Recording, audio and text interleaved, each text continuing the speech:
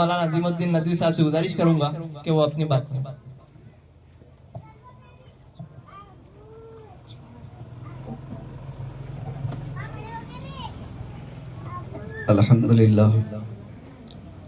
अल्हम्दुलिल्लाह नहमदुहु व नस्तईनुहु व नस्तगफिरुहु व नु'मिनु बिही व नतवक्कलु अलैहि व नऊज़ु बिल्लाहि मिन शुरूरि अनफुसिना व मिन सय्यिआति अअमालिना मन यहदिहिल्लाहु फला मुज़िल्ल लहु व मन युज़लिलहु फला हादिय लहु व नशहदु अन ला इलाहा इल्लल्लाहु वहदहु ला शरीक लहु व नशहदु अन्न सय्यदना व मौलाना मुहम्मदन अब्दुहु व रसूलुहु قال الله تبارك وتعالى في القرآن المجيد أعوذ بالله من الشيطان الرجيم بسم الله الرحمن الرحيم إنا نحن نزلنا الذكر وإنا له لحافظون۔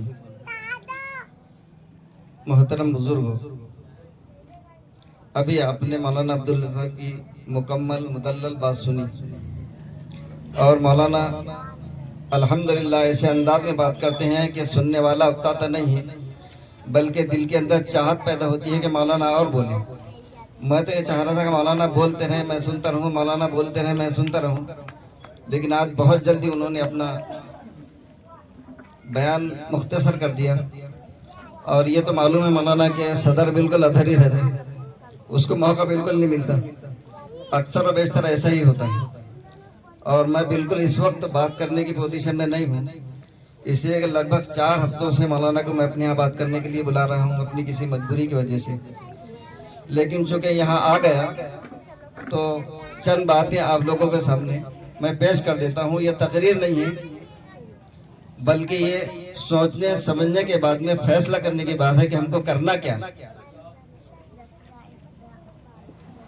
سب سے پہلی بات، اولاد اللہ رب العزت کی بہت بڑی نعمت ہے۔ اگر اولاد نہ ہو تو انسان اولاد کے لیے کتنی دعائیں کرتا ہے، کتنا تڑپ کرتا ہے، کتنے عاملوں کے پاس میں جاتا ہے، جو نہیں کرنا ہے وہ کر لیتا ہے۔ تو یہ نعمت جب اللہ رب العزت نے دیا ہے تو اس نعمت کی قدر کر لیں۔ لَإِن شَكَرْتُمْ لَأَزِيدَنَّكُمْ وَلَإِن كَفَرْتُمْ إِنَّ عَذَابِي لَشَدِيدٌ۔ اگر تم اللہ رب العزت کی نعمتوں کی شکر گزاری کرو گے تو اللہ رب العزت نعمتوں میں اضافہ کر دیں گے، نعمتوں کو بڑھا دیں گے، اس میں ترقی عطا فرمائیں گے اور اس نعمت سے فائدہ اٹھانے کے مواقع اللہ تعالیٰ عطا فرمائیں گے۔ اور اگر تم نعمتوں کی ناقدری کرو گے تو پھر اللہ رب العزت نعمتوں کو چھین بھی لیں گے۔ نعمت ہونے کے باوجود آدمی وہ نعمت سے فائدہ نہیں اٹھا سکے گا۔ اور دوسری اللہ رب العزت کی پکڑ یہ بھی ہوگی کہ اللہ تعالیٰ اس کو دردناک عذاب کے اندر مبتلا بھی کر دے گا۔ تو جو اولاد کی نعمت اللہ رب العزت نے ہم کو دی ہے ہم اس کی قدر کریں۔ ویسے تو ہر نعمت کی قدر کرنا چاہیے اور ہر نعمت کی قدر کرنے پر اللہ تعالیٰ ہر نعمت کو بڑھا دیتے ہیں۔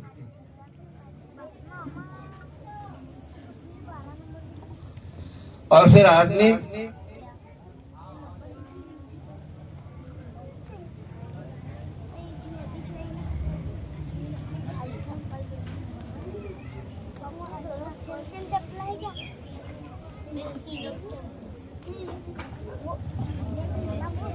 اس نعمت کو استعمال کر کے زیادہ سے زیادہ اس سے فائدہ اٹھا سکتا ہے، ناقدری پر وہ فائدہ بھی نہیں اٹھاتا اور اللہ کے پکڑ کے اندر بھی آ جاتا ہے۔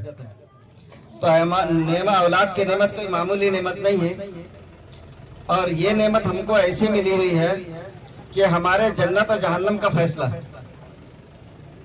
اگر ان کی صحیح تعلیم ہم نے کر دی، صحیح تربیت کر دی، ان کو دیندار بنا دیے تو یہی ہمارے نجات کے لیے کافی ہے۔ اور اگر ہم نے ان کو دین نہیں دیا، بے دینی کا ماحول دیا، ایسی جگہ ان کو تعلیم کے لیے ڈالا اسکولوں میں جہاں پر کفر، شرک اور کفریہ کلمات پڑھے جاتے ہوں، تو ہمارے لیے بڑی پکڑ کی بات۔ یہ الحمدللہ مدینہ پرائمری انگلش اسکول جو ڈاکٹر واجد علی صاحب نے شروع کیے ہیں، ان کی سب سے بڑی خصوصیت یہ بھی ہے کہ اسی کے ساتھ ساتھ انہوں نے مکتب کا نظام قائم کیا ہے۔ یہ بہت بڑی بات۔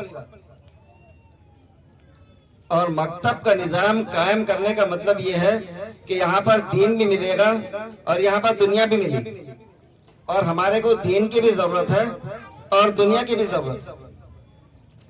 تو یہاں پر دونوں چیزیں. اس لیے اپنے بچوں کو دینی تعلیم کے لیے, دنیاوی تعلیم کے لیے ایسی جگہ ڈالیں, یہاں ڈالیں جہاں پر ہمارے کو دونوں چیزیں مل رہی. حضرت عمر رضی اللہ تعالیٰ کے زمانے کا واقعہ میں سنا تمہیں. میرے کو بھی بات کرنا نہیں ہے اس لیے کہ میں بات کرنے کی پوزیشن میں نہیں ہوں. خیر القرون کا دور, صحابہ کا دور, حضرت عمر رضی اللہ تعالیٰ کا دور. تو حضرت عمر رضی اللہ تعالیٰ کے دور میں ایک بوڑھا شخص اپنے بیٹے کی شکایت لے کر حاضر ہوا. حضرت عمر رضی اللہ تعالیٰ سے کہنے لگا کہ میرا بیٹا میری نافرمانی کرتا ہے, میرا حکم نہیں مانتا. حضرت عمر رضی اللہ تعالیٰ نے فرمایا ٹھیک ہے بیٹھ جاؤ. حضرت عمر نے اس بوڑھے شخص کو بٹھا لیا اور ان کے بیٹے کو بلانا بھیجا.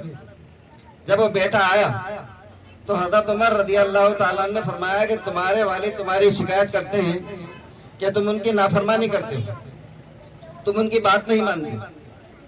تو کہنے لگے شکایت برحق, میرے والد جو میری شکایت کر رہے ہیں وہ بالکل بجا. تو کہنے لگے ایسا کیوں کرتے ہو؟ جب تم کو اپنے کمزوری کا احساس ہے, اپنے گناہ کا احساس ہے, تم کو چاہیے کہ اپنے والد کی فرمانبرداری کریں, ان کی اطاعت کریں.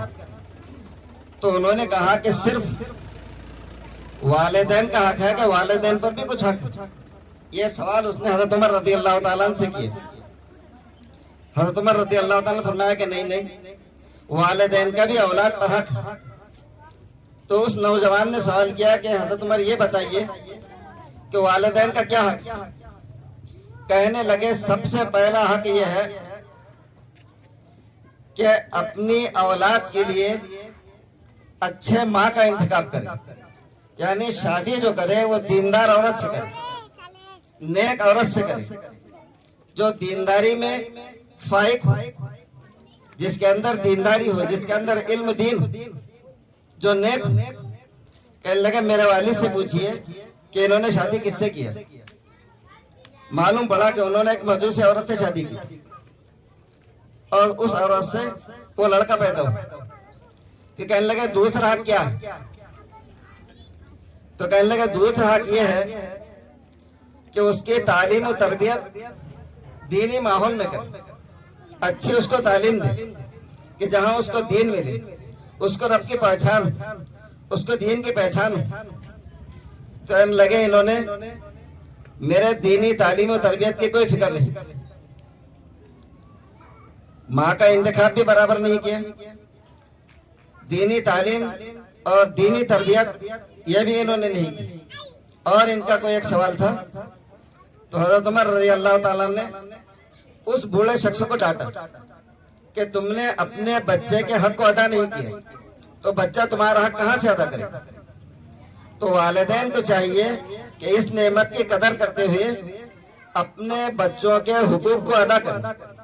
آج شادیوں میں ہم کتنا پیسہ خرچ کر رہے ہیں اور شادیوں میں کتنی بربادی ہو رہی ہے, اس کا اندازہ لگائیے.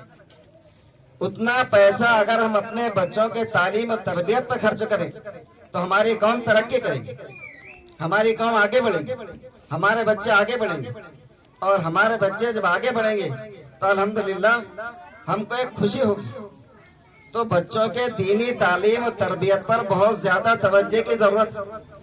آج ہمارے مساجد کے اندر جو مکاتب چل رہے ہیں, ایک استاد پڑھانے والا, اس کی تنخواہ بھی اتنی کہ شاید اتنی کم تنخواہ کہیں نہیں ہوگی, کسی ڈپارٹمنٹ میں نہیں ہوگی. ہمارے ایک مولانا رحمت اللہ صاحب ندوی ہیں, وہ بڑے مذاقی ہیں.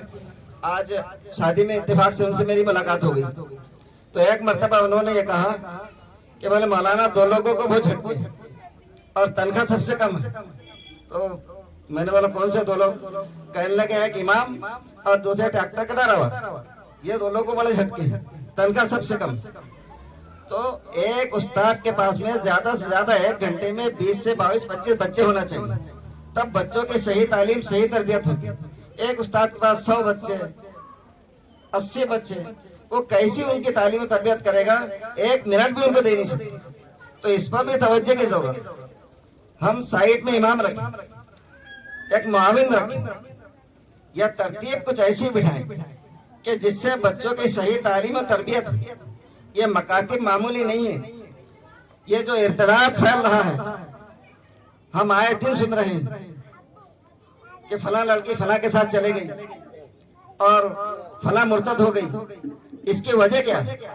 سب سے بنیادی وجہ اس کی یہ ہے کہ اس بچے نے دین کو حاصل نہیں کیا۔ اور مکتب کا تصور ہمارے ذہن میں کیا ہے؟ مکتب کا تصور ہمارے ذہن میں یہ ہے کہ بچے نے قرآن پڑھ لیا، بس ہو گیا ہے۔ مکتب کا بالکل یہ تصور نہیں ہے، غلط تصور۔ حضرت مولانا علی میں رحمت اللہ علیہ ایک بہت بڑے عالم گزرے، دنیا کے مانے میں عالم گزرے۔ وہ بار بار بار بار مکاتب پر بہت زیادہ توجہ دلاتے تھے، تو اس وقت ہمارے کو بھی اتنا شعور نہیں تھا۔ تو میں ذہن میں سوچتا تھا کہ عالمی شخصیت، اتنا بڑا آدمی کہ جو دنیا میں مطلب یہ ہے ان کو لوگ مانتے ہیں، بڑی بڑی یونیورسٹیوں میں ان کو مطلب یہ ہے کہ تقریر کے لیے بلاتے ہیں، طلبہ میں بات کرنے کے لیے بلاتے ہیں، کئی ممالک کا ان کا سفر ہوا دینی اعتبار سے۔ اتنا بڑا آدمی اور بات مکتب کی کرتا ہے، لیکن جب معاشرے میں آئے تو پتا چلا کہ مکتب کی بات جو مولانا کرتے تھے وہ بہت اہم ہے اور بنیادی چیز ہے، اور سب سے بڑی ہے، چھوٹی بات نہیں ہے، سب سے بڑی بات۔ تو مکتب کے اندر صرف قرآن ہی نہیں بلکہ بچے کو دینی تعلیم بھی ہونا چاہیے، یعنی اس کو عقائد کی تعلیم ہو، اس کو مسائل کی تعلیم ہو، اور بلکہ مکتب کے اندر بچہ ہمارے پاس میں 6 سال 7 سال جو بھی رہے تو وہ چھوٹا موٹا عالم بن جانا چاہیے، اس کو اپنی ضرورت کی ساری چیزیں مل جانا چاہیے، اس کو ایمانیات کی چیزیں ملنا چاہیے، اس کو اخلاقیات کی چیزیں ملنا چاہیے، اس کو معاشرت کی چیزیں ملنا چاہیے، اس کو معاشیت کی چیزیں ملنا چاہیے، اس کو یہ طریقہ معلوم ہونا چاہیے کہ مجھے زندگی کس طرح گزارنی۔ صرف یہ نہیں کہ قرآن پاک پڑھا دیے یا کچھ سنتیں پڑھا دیے، کچھ دعائیں پڑھا دی، بلکہ دینی شعور پیدا کرنے کے لیے بچے کو ہر چیز ضروری ہے۔ اور جس بھی فیلڈ میں وہ رہے گا، چاہے وہ مزدور بن کر رہے، کارخانے میں رہے، وہ ٹیچر بن کر رہے، وہ تو دینی ماحول کے اندر اس کو کام کرے۔ اور یہ اسی وقت ہوگا جب بچے کا بچپن میں ایمان مضبوط ہو، اور ایمان مکاتب ہی میں مضبوط ہو سکتا ہے۔ جماعت میں جانے کے بعد میں ہمارے کو اندازہ ہوتا ہے کہ 60 سال 70 سال کا بوڑھا بھی 40 دن میں کلمہ نہیں صحیح سے پڑھ سکتا۔ بہت پہلے کی بات ہے، ایک مرتبہ ہاکوٹ میں جماعت میں گیا تھا، تقریباً وہ 60 سال کے اوپر ہوں گے بڑے میں، تو 3 دن میں ان کو کلمہ بھی پڑھا نہیں سکا، زبان ہی الٹی۔ تو اس وقت بچے کے زبان نرم ہوتی ہے، اور اس وقت بچہ بہت کم وقت میں بہت زیادہ یاد کر لیتا ہے۔ اس لیے بچوں کو دینی تعلیم دینے کے لیے مکتب سے بہتر کوئی چیز نہیں ہے، اور آج کے دور کے اندر اس سے بڑی کوئی نیکی نہیں، اس سے بڑا کوئی خیر کا کام نہیں ہے، اس سے بڑی کوئی بھلائی کا کام نہیں ہے کہ ہم بچوں کو مکتب میں دینی تعلیم دے کر ان کے ایمان کو مضبوط کر رہے ہیں اور ان کو ارتداد سے بچا رہے ہیں۔ ظاہر بات ہے بچے نے مکتب نہیں پڑھا، یا پڑھا بھی تو صرف قرآن شریف پڑھ لیا، اس کو معلوم ہی نہیں ہے کہ نماز کیسی فرض ہے اور کیا فرض ہے، اس کو اور دین کے بارے میں معلومات نہیں ہے۔ تو ظاہر بات ہے کہ جب آگے وہ پڑھے گا، آگے بڑھے گا، تو اس کو کالج میں جیسا ماحول ملے گا اس سے متاثر ہوگا، اس کی غلطی نہیں، بلکہ غلطی ہماری ہے کہ ہم نے اس کو جس ٹائم میں دین دینا چاہیے تھا وہ ہم نے دین نہیں دی۔